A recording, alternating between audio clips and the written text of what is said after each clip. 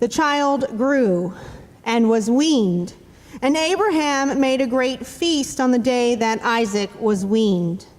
But Sarah saw the son of Hagar, the Egyptian, whom she had borne to Abraham, playing with her son Isaac. So she said to Abraham, "Cast out this slave woman with her son, for the son of this slave woman shall not inherit along with my son Isaac."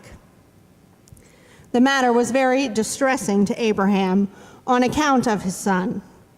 But God said to Abraham, "Do not be distressed because of the boy and because of your slave woman. Whatever Sarah says to you, do as she tells you, for it is through Isaac that offspring shall be named for you. As for the son of the slave woman, I will make a nation of him also, because he is your offspring." So Abraham rose early in the morning and took bread and a skin of water and gave it to Hagar, putting it on her shoulder along with the child, and sent her away. And she departed and wandered about in the wilderness of Beersheba. When the water in the skin was gone, she cast the child under one of the bushes. Then she went and sat down opposite him, a good way off, about the distance of a bow shot. For she said, "Do not let me look upon the death of the child." And as she sat opposite him, she lifted up her voice and wept.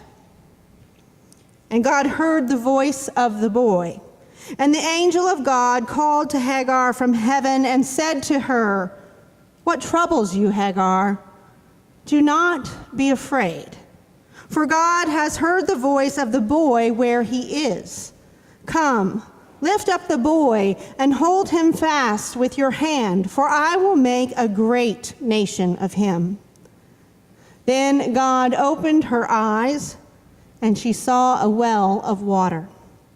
She went and filled the skin with water and gave the boy a drink. God was with the boy, and he grew up. He lived in the wilderness and became an expert with a bow. He lived in the wilderness of Paran, and his mother got a wife for him from the land of Egypt. The word of the Lord.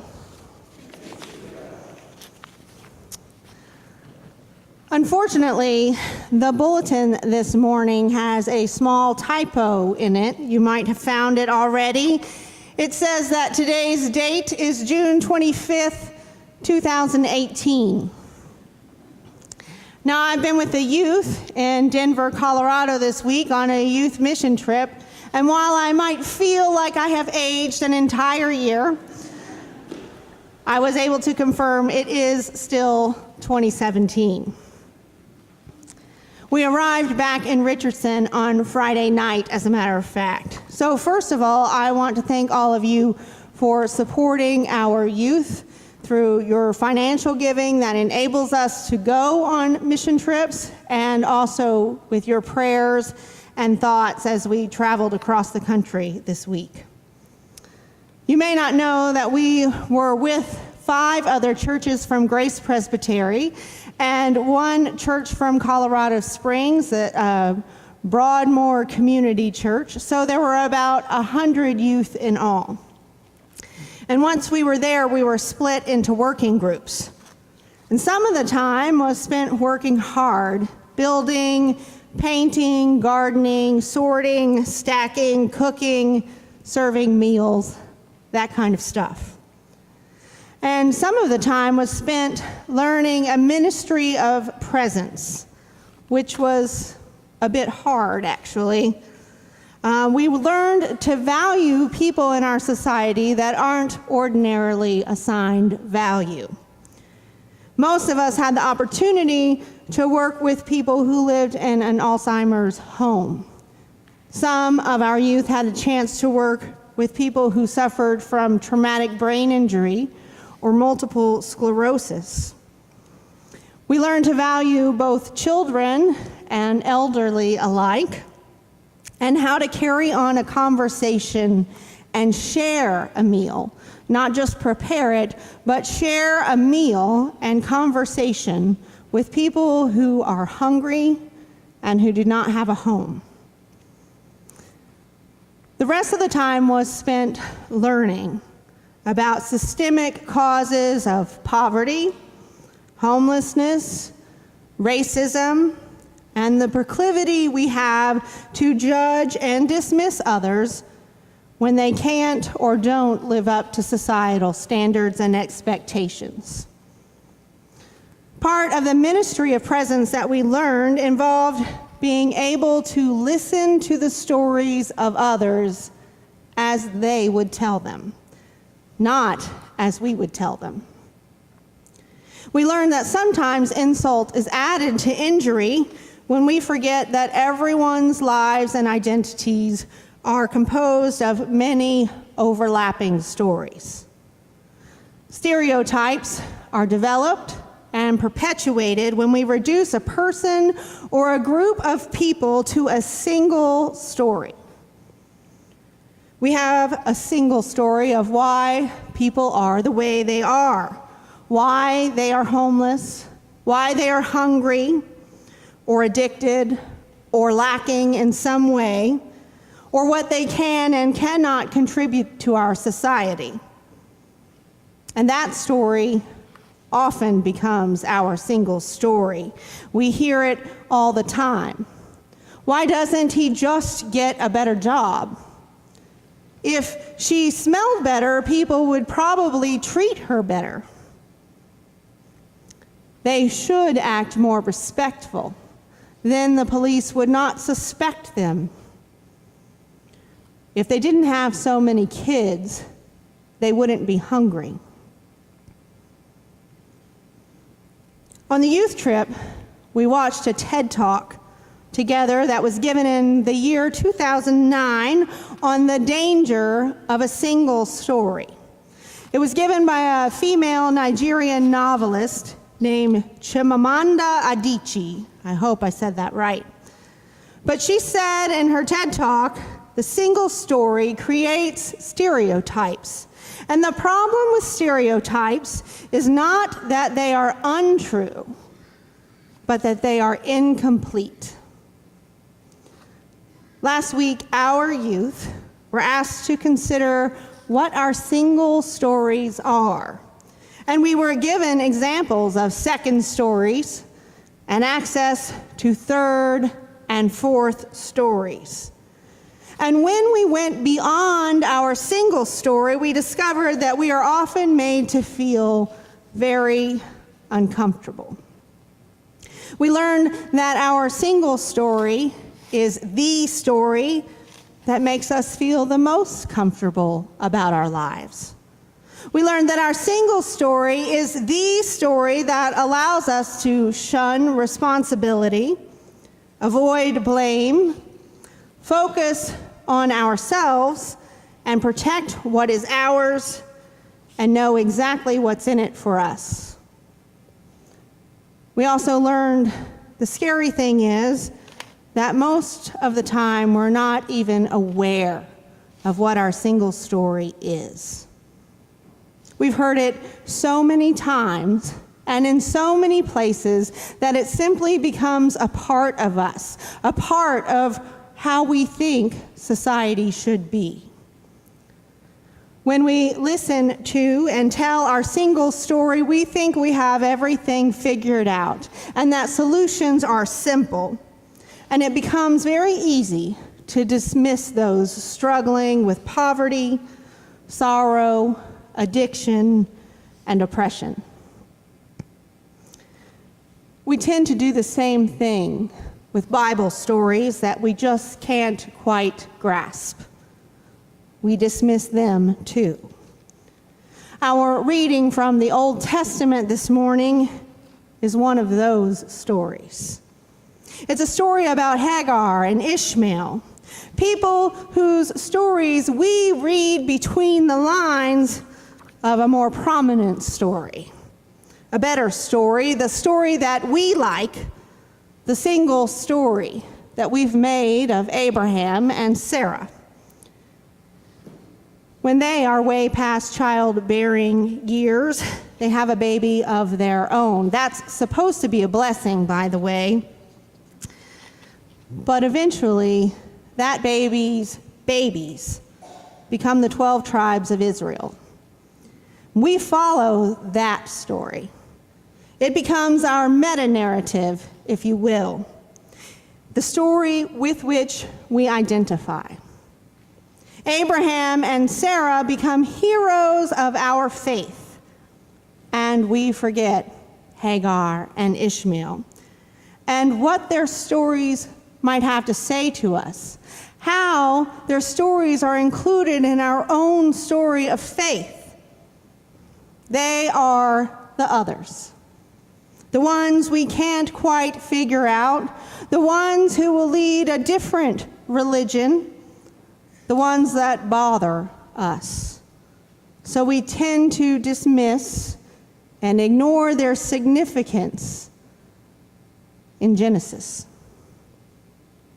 Today, we read part of a saga of Abraham and Sarah, the patriarch and matriarch of Israel, the founding couple of the people of Yahweh, the forebears of our Christian faith. We often tell the story of Abraham and Sarah to show that humans need to rely on God, and that when they don't, when they lack faith, that God can take care of them and instead take matters into their own hands, they miss the mark. Sarah is often accused of as lacking faith and missing the mark by giving her slave girl Hagar to Abram, later to be known as Abraham, in marriage, in hopes that Hagar will conceive a longed-for child that God has promised to them. Sarah reasons that her pain of the inability to conceive and give birth to a child will be turned into joy when she can take Hagar's child as her own. And Hagar does indeed conceive and give birth to a child. But Sarah's heart is not opened. It is hardened. And Ishmael's birth is often seen by many Christians to be a mistake. And his birth will later be superseded in our scripture by the birth of Isaac, Abraham and Sarah's biological child. Now that's Sarah. Let us not forget that Abraham has his own issues. Early in his and Sarah's life together, they were forced to flee Egypt when famine spread across their land and they were hungry. When Abraham was unsure of whether or not they would be welcomed into the land of Egypt, he devised a plan to lie. And Sarah would say that she was his sister. The plan worked, and Pharaoh accepted them into Egypt and Sarah into his harem. Now, lucky for him, when Pharaoh found out the lie, he gave Sarah back to Abraham and sent them on their way. The point is that this story is complex, and it's fraught with instance after instance of their plotting and twisting and turning God's promises so that they can come out on top, something that God has not promised. John C. Holbert, the Lois Craddock Perkins Professor Emeritus of Homiletics at Perkins School of Theology, says that we ought not be surprised then with the miraculous birth of Isaac when it finally occurs that instead of universal and continual joy and pleasure at their great fortune, we get instead more pain, more anger, more self-serving behavior. When Sarah saw the son of Hagar, the Egyptian, who she had borne to Abraham, playing with her son Isaac, she said to Abraham, "Cast out this slave woman with her son, for the son of this slave woman shall not inherit along with my son Isaac." Now, shortly after this, Hagar and Ishmael disappear from our meta-narrative. Our single story continues. Isaac grows up and receives inheritance. He marries Rebekah. More trickery, more twisting of God's promises occurs, but eventually Israel is born. There are clear winners and losers in this single story, and I will assure you that we win. But what are we to make of this story this morning? This second story, this other story, this story beyond our single story. In her TED Talk, Adichie said that anytime we reject a single story, we redeem a kind of paradise. Paradise.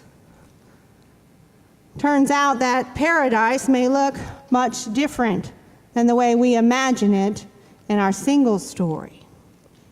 Because here, in Hagar's most vulnerable moments, when she is driven out into the wilderness by God's chosen people and told that she is all alone in the world, when she has been prevented from accessing resources that would provide for the survival and flourishing of her child, when she has been told over and over and over again that she is nothing more than a slave girl and that there is nowhere left for her to go, when she has been isolated and oppressed and threatened and sold out by the tellers of a single story, she finds paradise. She rejects the single story the minute that she opens her mouth and cries aloud to God. And God hears her. God sees her. God responds to her and gives her hope. She discovers that she is not alone. It does not bother God one bit that she does not exist in our single story. God is bigger than our single story. And here, Hagar learns that she will never be alone again. A great nation will be made of Ishmael too. Paradise exists even in the wilderness.